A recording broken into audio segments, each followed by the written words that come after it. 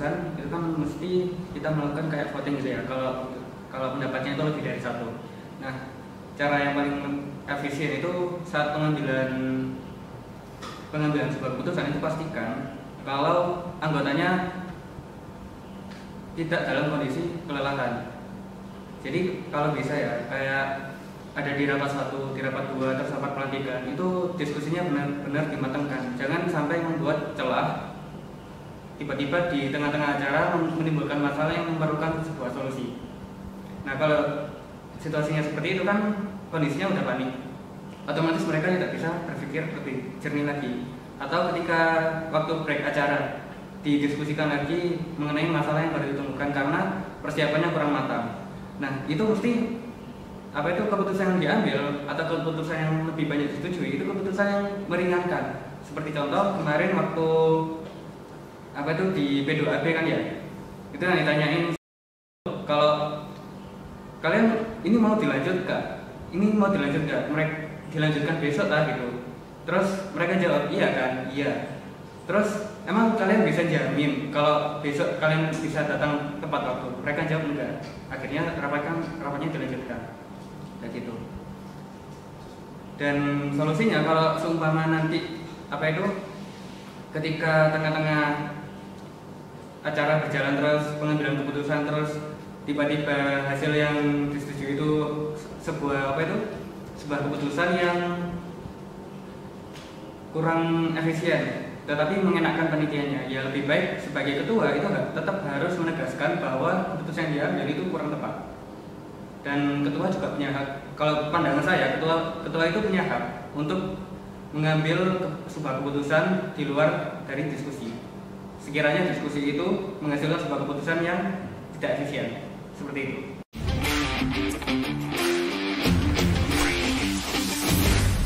Nah, ini dalam sebuah organisasi itu pasti kan banyak pendapat.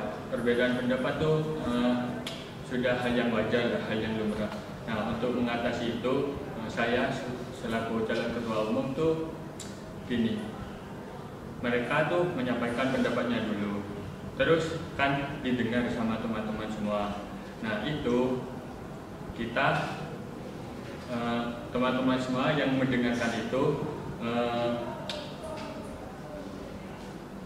memilih pendapat mana yang terbaik.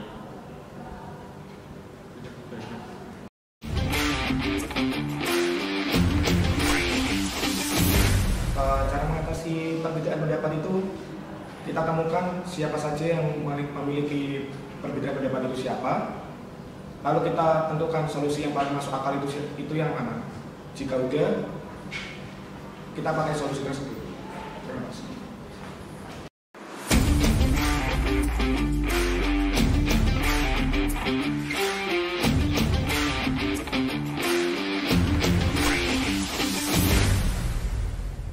Strateginya dimulai dari rapat pelantikan. Di rapat pelantikan kan sebisa mungkin itu saya sebagai pengurus dan teman-teman itu mendapatkan informasi kalau anggota-anggota yang dipilih dari setiap CO-nya ini sudah tepat apa belum. Terus selanjutnya itu kalau menanyakan progres itu lebih baik itu langsung ke CO-nya saja, jangan melalui pengurus atau melalui kabitnya, karena kabitnya juga nggak tahu kan CO keseluruhannya kayak gimana. Ini ada tambahan itu waktu sebelum rapat 1, rapat 2 kan ada rapat intern. Nah, sebelum rapat intern itu dilaksanakan nggak boleh H-1 acara, sebisa mungkin lebih dari H-1 lah, H-2, H-3, karena H-1 itu waktu terakhir bagi setiap SI untuk rapat intern sendiri dengan anggotanya masing-masing. Di briefing anggotanya, terus disampaikan hasil dari rapat intern itu seperti ini, terus apakah mereka ada syarat dan harapan agar besoknya ketika rapat berita itu anggota yang datang itu enggak cuma sekedar duduk terus mendengarkan rapat aja atau mengerjakan tugas saja. Karena jujur sebagai anggota MSC yang pada awalnya itu join di kepanitiaan detik itu kan datang terus dengerin orang rapat, terus nggak diajak ngobrol, apalagi nggak diajak berdiskusi. Terus kalau mau ngasih diskusi saja, mau ngasih saran aja itu bisa takut ke pengurusnya. Jadi lebih baik setiap cewek itu ngajak rapat dulu anggota-anggotasinya, terus ada dokumentasinya sebagai bukti seperti itu, agar nanti besoknya ketika rapat hari H itu yang ditanyakan bukan lagi ceweknya saja tapi anggotanya juga.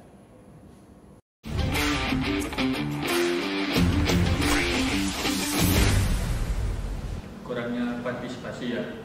Untuk kurangnya partisipasi ini, misal ada anak A itu sebagai siapa gitu. Nah, dia memiliki jobdesk di sini, tapi dia tidak hadir. Nah, karena dia tidak hadir, pastikan memberatkan ke teman-teman si yang lainnya.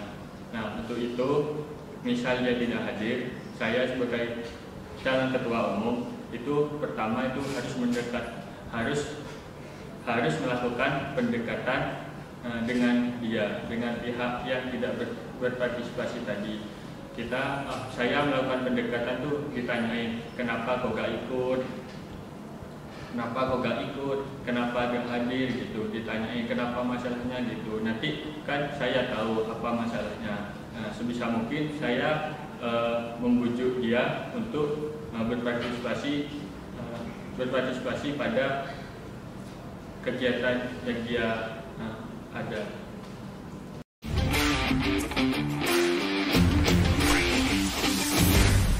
Strateginya ada dua.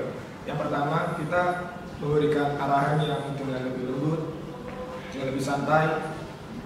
Jika tidak bisa, kita memberikan konsekuensi.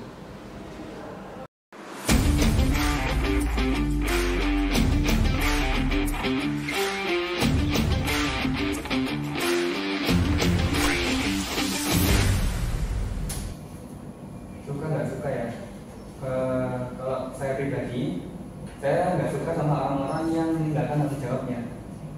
Dan kalau orang-orang yang meninggalkan tanggung jawabnya itu mungkin karena itu tidak sesuai dengan passion yang mereka ambil. Makanya dimaksimalkan waktu di rapor, atau kalau bisa nanti meskipun di rapor pelantikannya itu misal si A diletakkan di si gimana ya, Anton namanya misalnya ya, Anton diletakkan di si PDD misalnya. Nah, ternyata anak ini nggak cocok, akhirnya si Anton ini abadan di si tersebut. Terus ya solusinya ya sebelum pelaksanaan atau sebelum rapat satu itu bisa diganti, bisa tanya ke CO nya dulu gimana setiap progres anggotanya itu harus dicatat, udah job desk-nya itu dilaksanakan apa enggak, terus ini anggotanya aku support di grup gitu. Soalnya saya pengen itu nanti ketika udah jalan mesinnya itu yang kerja itu nggak cuma CO nya aja, tetapi dengan anggota-anggotanya juga. Nggak boleh sampai CO itu bekerja sendirian tapi anggotanya di mana, cuma kerja waktu dia aja seperti itu.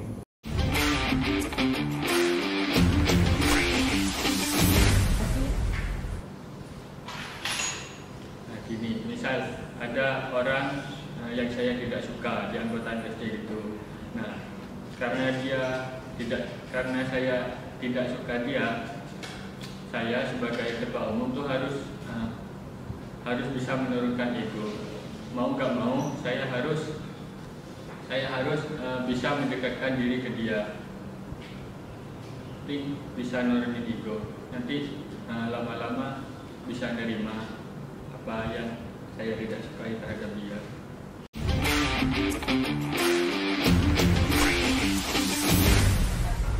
Cara mengatasinya, kita sudah sebagai ketua umum tidak boleh melibatkan perasaan pribadi sedikit pun di dalam organisasi. Jadi kita caranya, jika dia melakukan kekurangan yang membuat jalannya acara kurang baik, yang pertama kita bisa melakukan arahan, entah itu di dalam forum atau di luar forum. Jika tidak, kita akan melakukan langkah selanjutnya.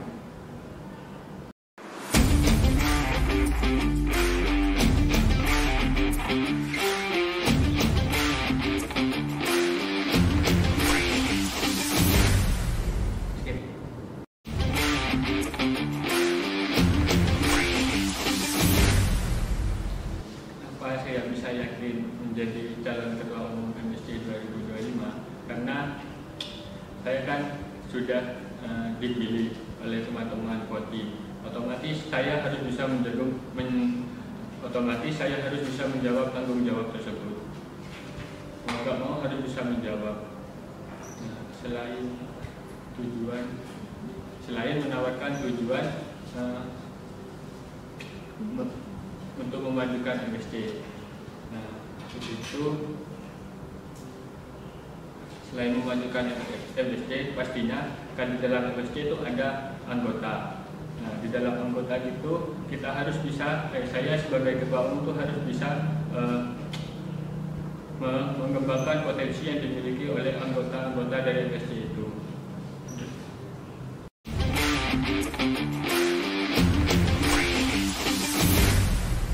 Yang membuat saya yakin untuk maju yaitu karena tidak ada sosok yang seperti saya di HMP. Lalu yang kedua, apa yang akan saya tawarkan yaitu saya akan membuat MSC anak-anak ini menjadi lebih berani untuk mencoba inovasi-inovasinya. Seperti yang pengalaman yang saya alami sebagai ketua P2AP, banyak anak-anak yang akhirnya motivasi untuk memunculkan inovasinya berkurang gara-gara 1-2 hal yang tidak bisa saya sebutkan.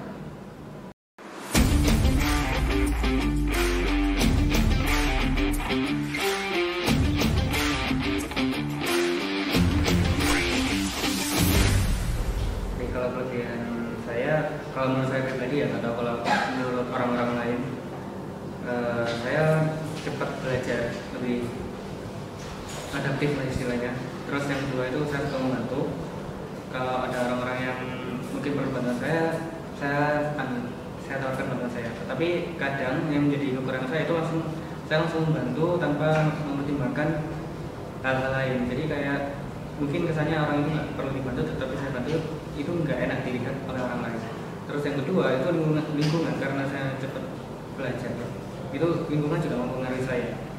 Nah, lingkungan yang membuat saya produktif itu biasanya di kampus. Tetapi ketika saya sudah kembali ke kelas, meskipun saya punya banyak waktu luang tersebut karena sudah terbiasa saya gunakan kos itu sebagai tempat istirahat saya, maka kalau saya pulang ke kos itu ya udah istirahat gitu, nggak bisa kayak membangun perasaan ingin belajar atau gimana, itu nggak bisa. Jadi saya sebisa mungkin itu harus ada di kekurangan saya itu kan semangat saya itu tergantung pada tempatnya itu. Jadi sebisa mungkin cara mengatasi kelemahan saya itu sebisa mungkin saya ada di lingkungan yang kayak bikin saya malas, kayak gitu aja.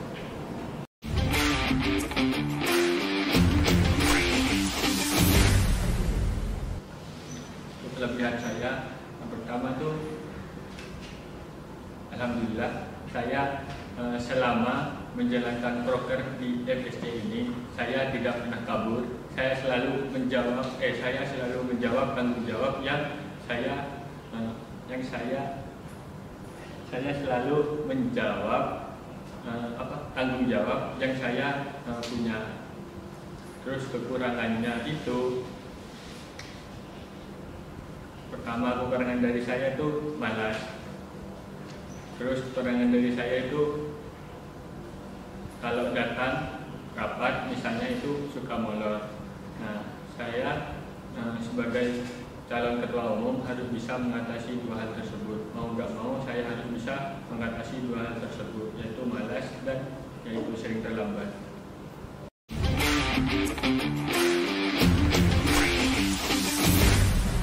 Untuk kekurangan, semua orang sudah tahu kekurangan saya apa, entah dari sikap atau perilaku.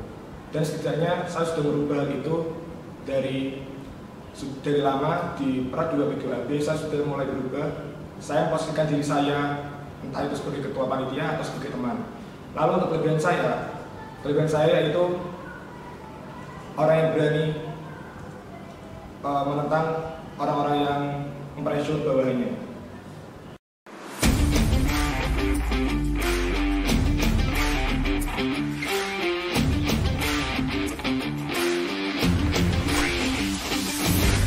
Hambatan terbesar menurut saya itu ada pada anggotanya yang malas-malasan sebenarnya. kayak waktu rapat itu datangnya telat, terus ketika pelaksana itu kurang peka. Jadi saran saya itu ya seperti di angkatan kita disepakati seperti apa, tahu sendiri kan ada hubungannya kalau seumpama telat. Nah itu diterapkan di setiap proker.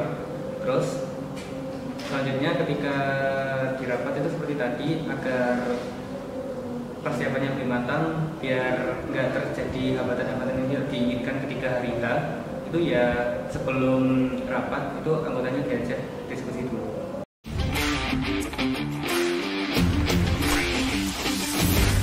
Hal pertama tuh ya gitu, banyak anggota dari MSD yang tidak masuk ke MSD dengan sepenuh hati, karena kan MSD ini wajib. Jadi banyak anggota MSD itu yang masuk MSD itu karena terpaksa, gak sepenuh hati gitu. Nah, terus karena mereka di MSD itu tidak sepenuh hati, otomatis kayak mereka tuh menyepelekan MSD ini, menomorduakan MSD ini, kayak datang rapat telat-telat, banyak yang kabur dari proker dan lain sebagainya kayak gitu. Nah untuk itu gimana caranya biar anggota MSD tersebut biar bisa jadi sepenuh hati kepada MSD itu? Yang pertama tuh membuka forum atau rapat, sampaikan keluh kesah kenapa di MSD itu tidak sepenuh hati. Kemudian saya tampung saran tersebut, kemudian saya kasih solusi.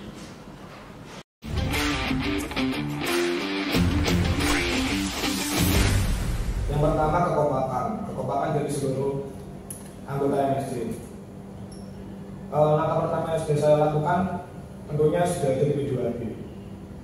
Bisa ditanyakan sendiri untuk testimoni dari panitia-panitia lainnya apa yang sudah saya lakukan. Yang kedua, cara tantangan terbesarnya yaitu anak-anak yang selalu merasa ketakutan untuk memunculkan inovasinya. Dan caranya apa? Saya sebagai ketua umum akan buat itu tanpa ada ketakutan dari semua orang yang ada di MSD. Terima kasih.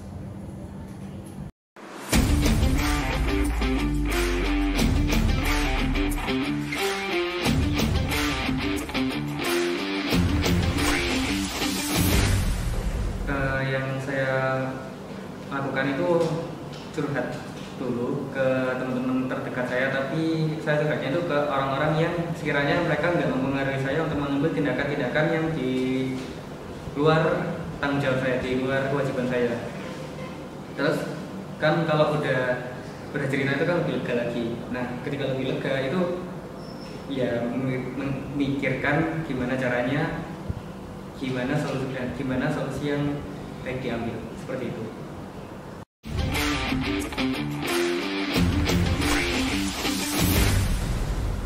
Kalau kayak gini kan wajar, manusia pasti punya emosi. Nah untuk mengatasi hal tersebut kan saya memiliki teman-teman. Otomatis kan saya tidak bisa ada teman-teman di belakang saya yang bisa nenangin saya, bisa membantu saya dan sebagainya jika emosi saya tuh sedang naik.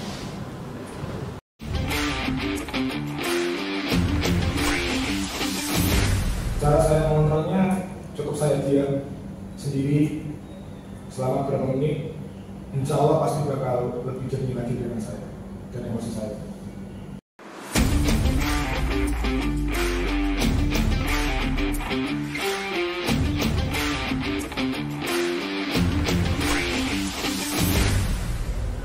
Saya menjawab untuk si A itu disclaimer juga, saya ini kan nggak sepenuhnya selalu bersama mereka, jadi bisa aja yang saya sampaikan itu nggak sesuai dengan kenyataannya. Untuk si A itu dia punya kepemimpinan yang baik, tetapi agak susah untuk mengatur emosinya. Untuk yang kedua dia punya untuk yang pertama dan yang kedua ini punya banyak pengalaman di MSD, bahkan pengalamannya sangat banyak. Terus yang kedua ini itu dia punya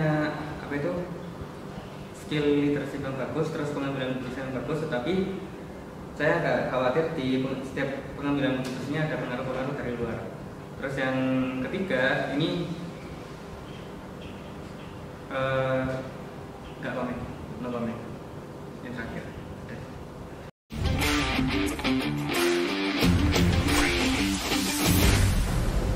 Untuk yang pertama itu pihak A ini menurut saya itu kayak pihak A ini menurut saya itu kurang bisa bersosialisasi, kayak dia tidak bisa lah untuk menyatu dengan teman-teman yang lain, bukan tidak bisa, kurang bisa untuk menyatu dengan teman-teman yang lain. Terus ada pihak B ini bisa bersosialisasi dengan yang lain, tetapi pihak B ini memiliki kayak emosi itu yang enggak stabil. Nah, nantinya tuh kayak berakibat gimana gitu kalau dia memiliki emosi yang enggak stabil gitu. Terus pihak yang C ini menurut saya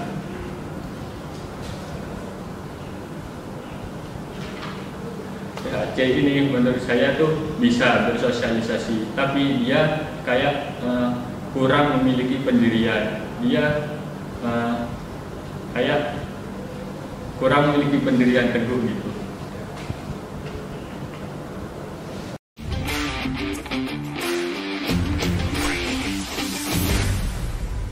Pak, mungkin bisa di-skip pertanyaannya.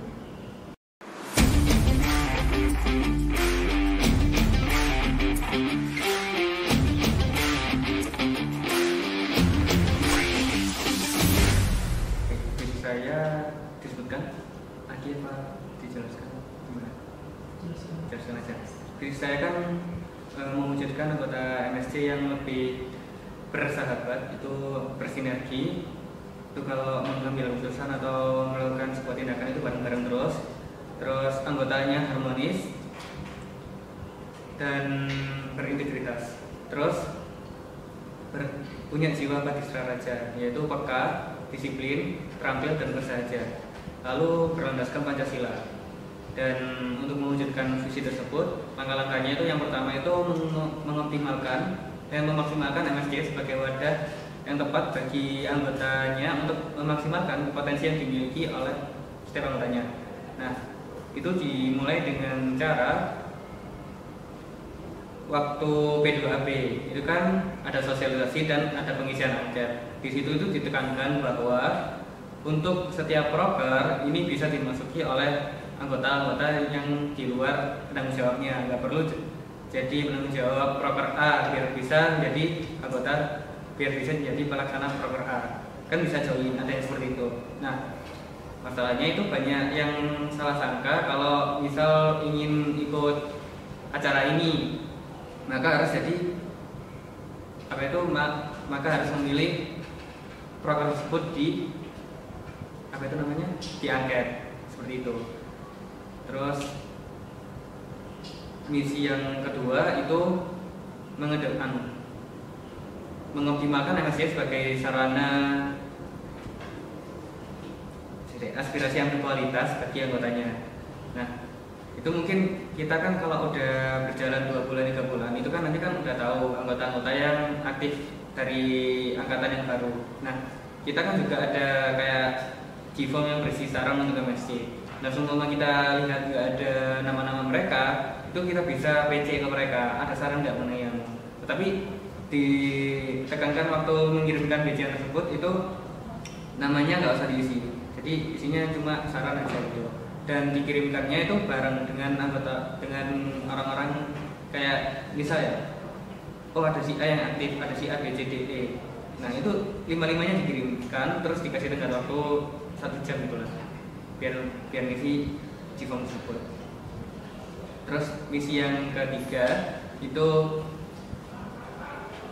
mengedepankan transparansi dalam setiap pengambilan keputusan dan tindakan. Jadi kan ketika kita rapat itu seringkali kita tiba-tiba udah dapat sebuah progres dan kendala dari CO-nya. Sedangkan kita belum mengasihkan pendapat dari kita gitu. Jadi kan kurang transparan gitu loh dalam setiap pengambilan keputusan seperti itu.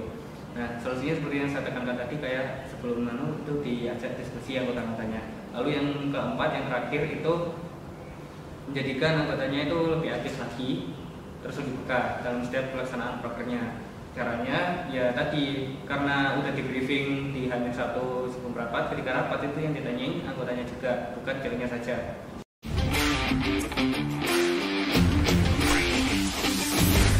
Visi saya kan membangun MSC yang kompak, kreatif, berprestasi dengan mengutamakan kerjasama dan pengembangan potensi anggota dari MSC.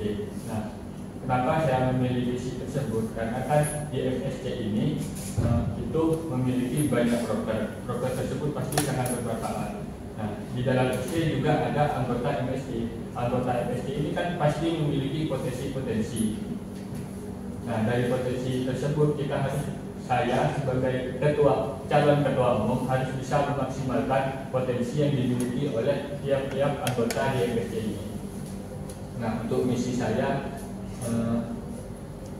yang pertama tuh mengadakan proker yang bermanfaat. Nah, di MSC ini kan sudah banyak proker yang bermanfaat. Terus misi yang kedua itu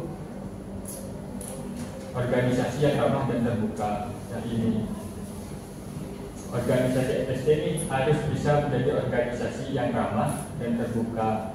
Kita di MSC ini nggak boleh kayak main circle gitu. Kita harus menyatu. Kita harus bisa bersatu untuk melaksanakan proker-proker yang ada di dalamnya. Terus misi saya itu menggunakan platform untuk mempermudah komunikasi dan informasi. Nah, di sini kan sudah zaman modern, zaman teknologi. Kita harus bisa memaksimalkan teknologi tersebut, kayak sosial media, ada IG, ada WA, ada Facebook. Kita harus bisa memaksimalkan media-media sosial tersebut untuk menyebar, untuk mengunggah proker-proker di MSC agar MSC ini bisa lebih terkenal.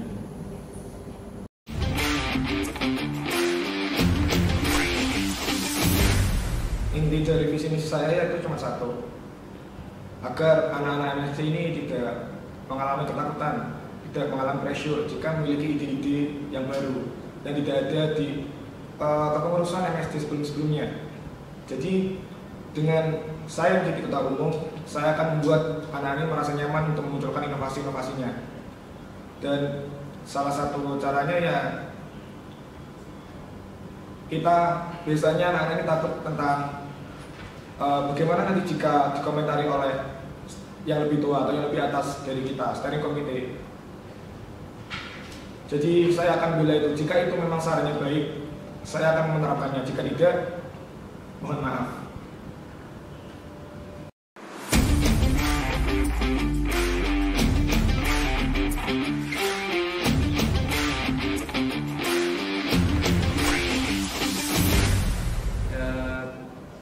Pertanyaan ini jawabannya hampir mirip dengan pertanyaan yang sebelumnya, yang cerita dulu ke teman-teman terdekat, tetapi ceritanya itu yang kiranya nggak menimbulkan feedback untuk mengambil sebuah tindakan di luar tanggung jawab dan di luar kewajiban, seperti itu.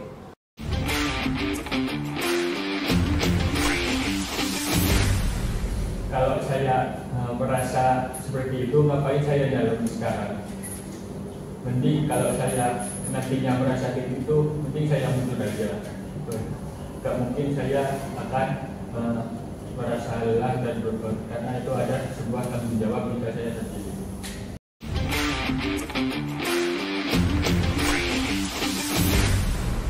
Tentunya untuk burnout pasti itu bakal terjadi, tapi untuk mengundurkan diri tidak akan. Soalnya apa yang saya mulai pasti akan saya selesaikan.